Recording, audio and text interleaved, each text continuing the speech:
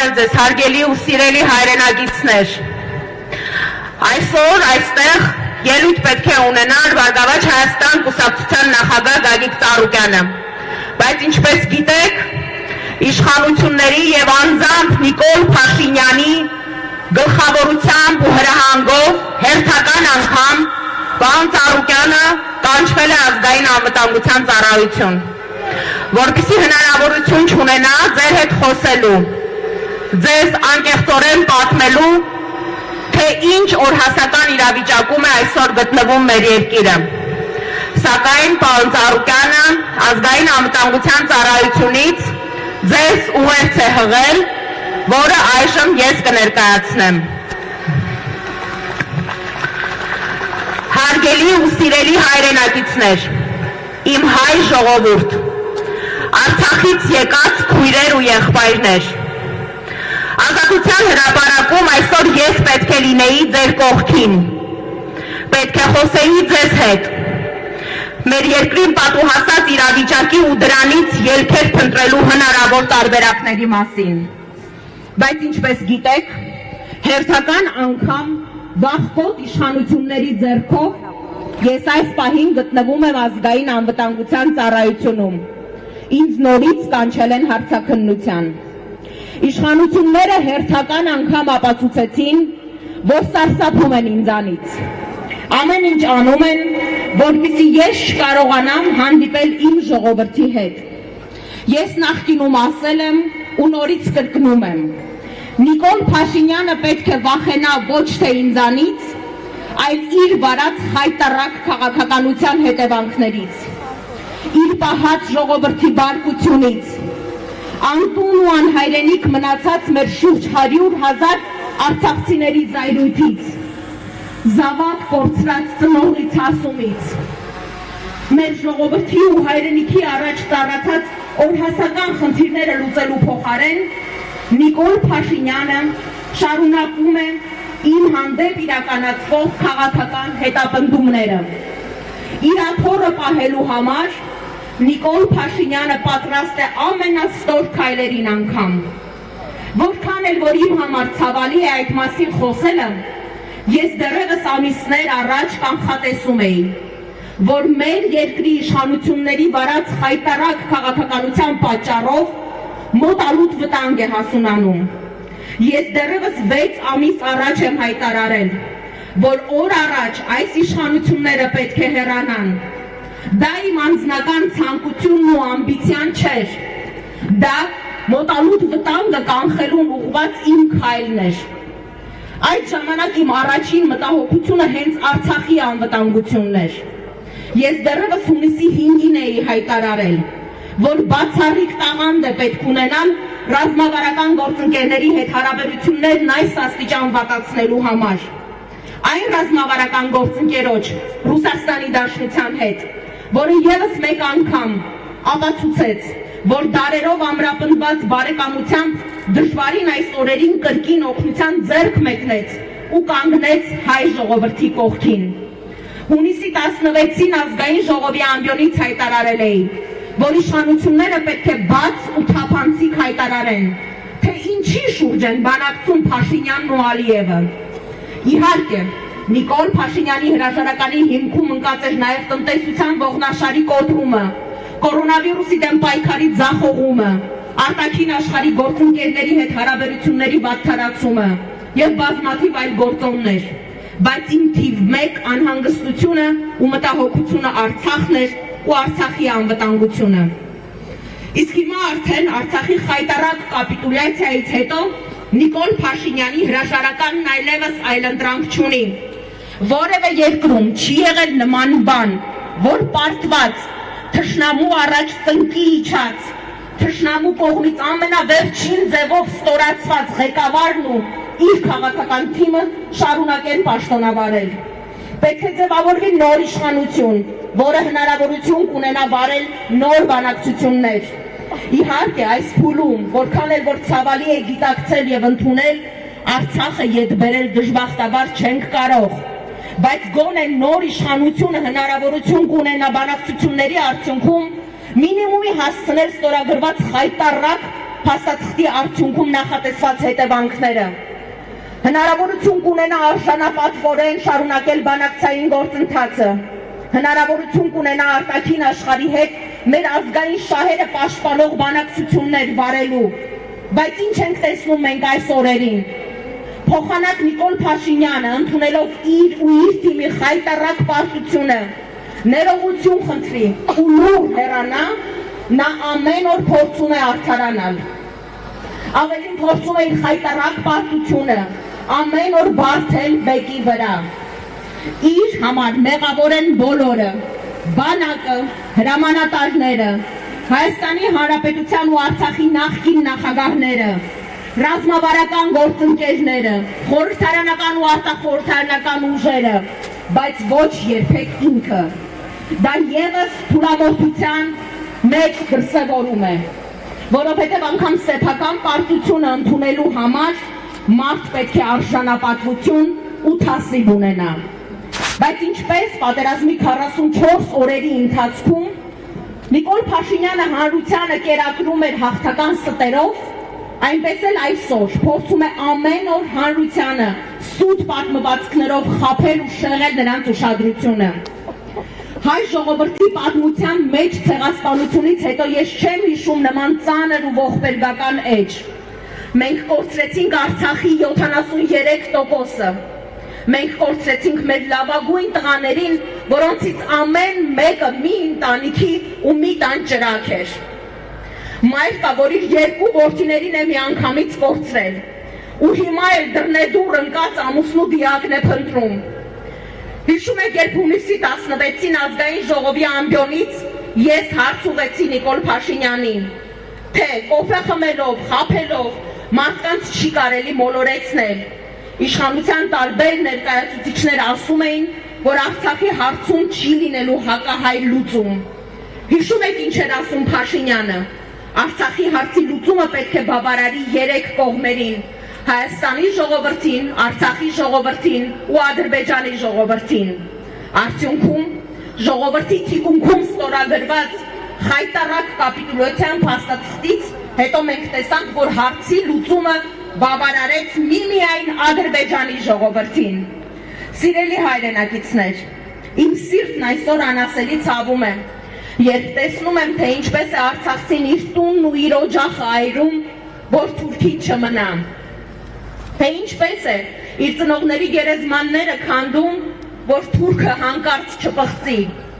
Հավատացեք, իմ համար աննկարագրելի մեծ ցավ է տեսնել պետական բոլոր ատյանների դռները թակող որդեկորուս մայրերին, ովքեր խնդրում են, որպեսզի գոնե իրենց որդիների դիակները հետ ստանան, որպեսզի կարողանան քրիստոնյային վայել հողին հանձնել նրանց։ Սիրելի հայրենակիցներ, հավատացեք, ինձ Նիկոլ Փաշինյանի անձը ընդհանրապես չի հետաքրքրում։ Մարդ, ով չունեցավ տղամարդկային արժանապատվություն, ընդունելու իր սխալը, իր մեղավորությունը Արցախը հանձնելու համար հազարավոր զոհեր տալու մեջ եւ չունեցավ պետական մտածողություն, ներողություն խնդրելու եւ հեռանալու համար, ինձ համար նման հայը, նման մարդը այլևս գոյություն չունի։ Փաշինյանն այլևս պարտության բոլոր մեղավորները փորձում է բարթել ժողովրդի ու ազգաբնակչության վրա։ Նա այլևս անցյալ է։ Նա հեռանալու է, եւ թե ինքը, եւ թե այս խայտառակ պարտության բոլոր մեղավորները օրենքի առանց իրենց պատիժը ստանալու են։ Նոյեմբերի 10-ը հայ ժողովրդի պատմության մեջ մնալու է որպես դավաճանության ու հայրենիք հանձնելու օր, որպես մեր արժանապատվությունը Թուրքի առաջ ծնկի բերելու օր։ Իր աթոռից կառչած այս մարդը, ով իրեն իշխանության բերած ժողովրդից այսօր պաշտպանվում է ճաղավանդակներով պատված շենքերում ու առանձնատներում, շարունակում է մեղադրել բոլորին եւ անգամ Ռուսաստանի Դաշնության նախագահին, ով 1000 անգամ շատ ավելի լավ է տիրապետում Ղարաբաղի բանակցային գործընթացին, քան Նիկոլը, ով մեկ հայտարարում էր, որ Արցախը Հայաստան է եւ վերջ, հետո Ալիևին համարում էր կիրթ մարդ եւ վերջում արդեն այդ կիրթ մարդու հետ ստորագրեց Արցախը ծնկի բերելու փաստաթուղթը։ Այսօր եւս շարունակում է ստել ու մոլորեցնել մեր հանրությանը։ Այդուհանդերձ, այսօր ես ուզում եմ խոսել մեր անելիքների ու առաջիկա ծրագրերի մասին։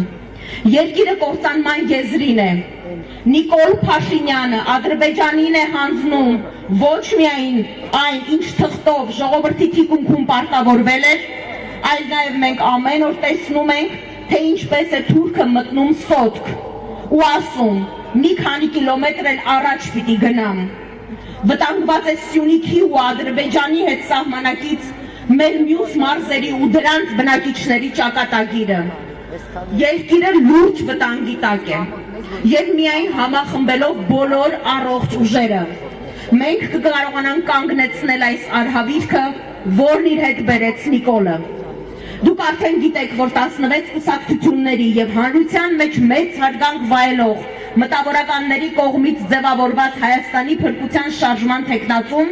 Հայաստանի 3-րդ հանրապետության առաջին վարչապետ Վազգեն Մանուկյանն է։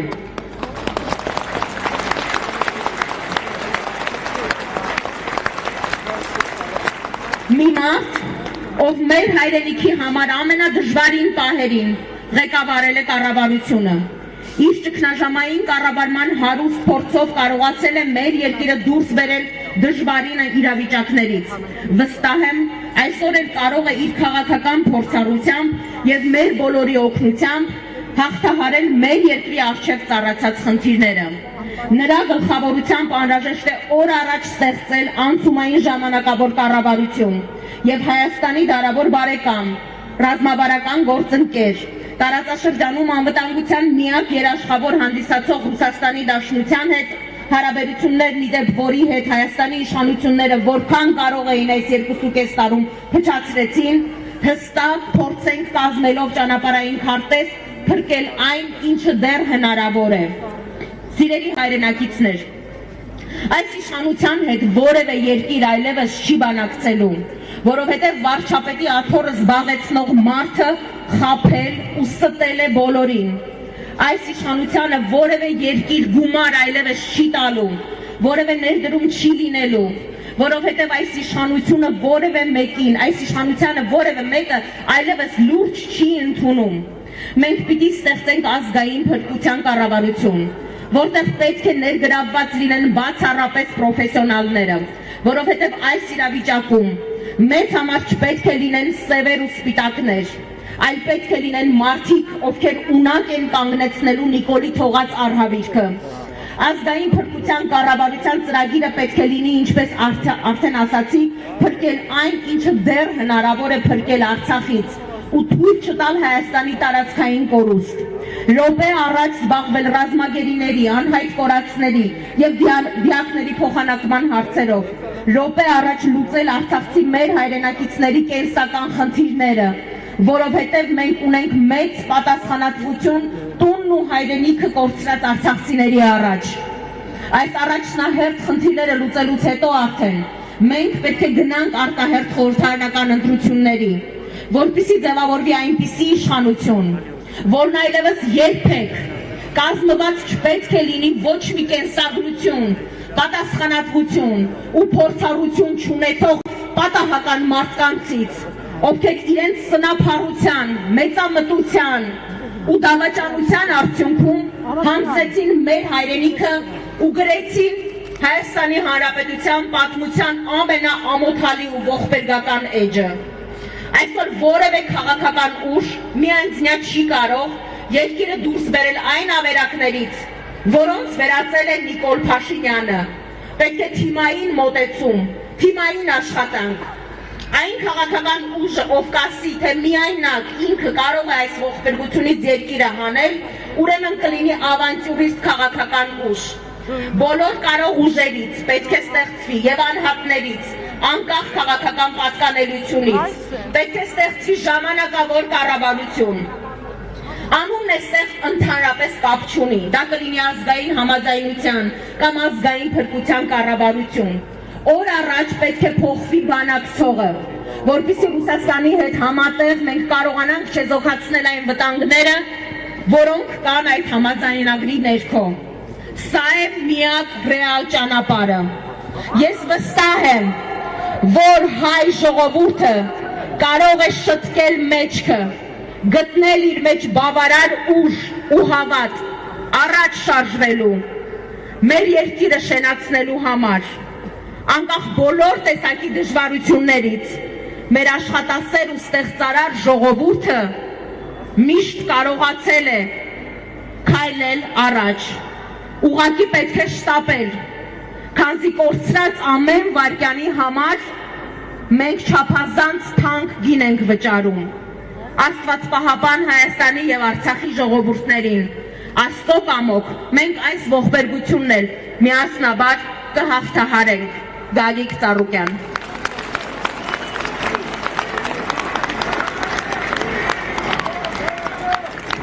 Եվ դրա համար ենք հանրահավաքում մենք ասում՝